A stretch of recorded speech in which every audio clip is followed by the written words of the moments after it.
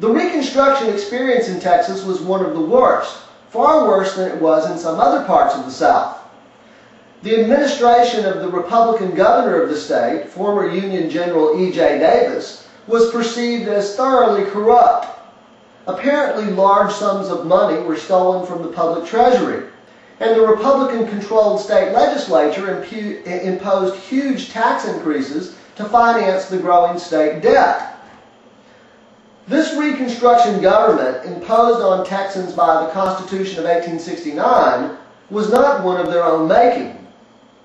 When Texans, who were overwhelmingly Democrats in those days, finally regained control of the political process in 1875 and elected a new Democratic governor in the person of Richard Koch and a democratically controlled legislature, their first order of business was to draft a new state constitution.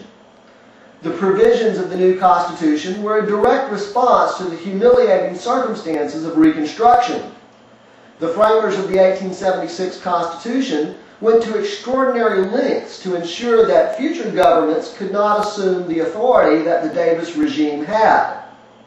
The power of the governor was dispersed among several constitutional executives.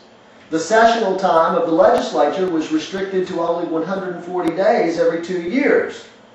And much of the policy-making authority was devolved to the citizens through the constitutional referenda process.